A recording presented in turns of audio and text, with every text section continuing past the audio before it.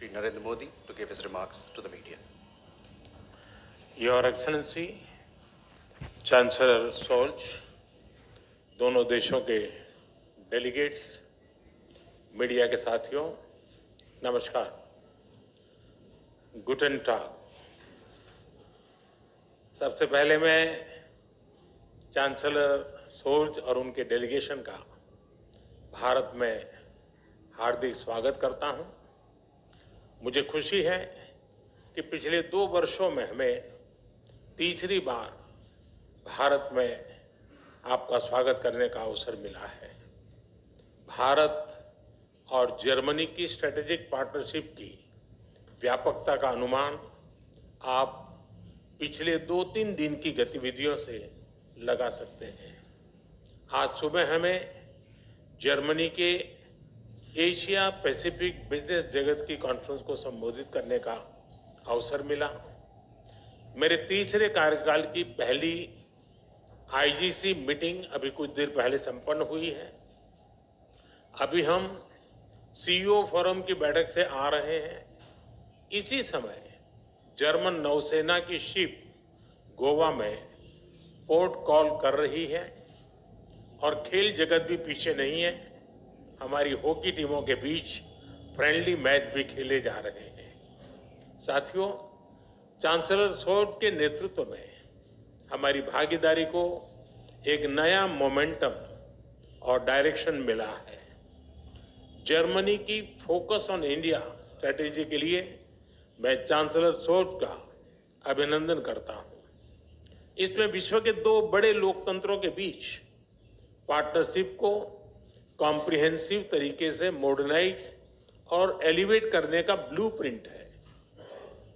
आज हमारे innovation and technology road map launch किया गया है। Critical and emerging technologies, skill development और इनोवेशन में होल ऑफ गवर्नमेंट अप्रोच पर भी सहमति बनी है। इससे आर्टिफिशियल इंटेलिजेंस, सेमीकंडक्टर और क्लीन एनर्जी जैसे क्षेत्रों में सहयोग को बल मिलेगा और सिक्योर, ट्रस्टेड और रेजिलिएंट ग्लोबल सप्लाई और वैल्यू चेन्स का निर्माण करने में भी मदद मिलेगी। साथियों, रक्षा और सुरक्षा क्षेत्रों में बढ़ता सहयोग हमारे गहरे आपसी विश्वास का प्रतीक है। क्लासिफाइड इंफॉर्मेशन के एक्सचेंज पर बनी सहमति इस दिशा में एक नया कदम है। आज संपन्न की गई म्यूचुअल लीगल असिस्टेंस ट्रीटी से आतंकवाद और अलगाववादी तत्वों से निपटने में हमारे साझा प्रयास सशक्त होंगे। ग्रीन एंड सस्टेनेबल ग्रोथ के साझा कमिटमेंट पर दोनों देश निरंतर कार्यरत है। आज हमारी ग्रीन और सस्टेनेबल डेवलपमेंट पार्टनरशिप को आगे बढ़ाते हुए हमने ग्रीन अर्बन मोबिलिटी पार्टनरशिप के दूसरे चरण पर सहमति बनाई है और ग्रीन हाइड्रोजन रोड मैप भी लॉन्च किया है। साथियों, यूक्रेन और पश्चिम एशिया में चल रहे संघर्ष हम दोनों के लिए चिंता के विषय है। भारत का हमेशा मत रहा है कि युद्ध से समस्याओं का समाधान नहीं हो सकता और शांति की बहाली के लिए भारत हर संभव योगदान देने के लिए तैयार है। इंडो पैसिफिक क्षेत्र में अंतर्राष्ट्रीय कानूनों के तहत फ्रीडम ऑफ नेविगेशन और रूल ऑफ लॉ सुनिश्चित करने पर हम दोनों एकमत हैं।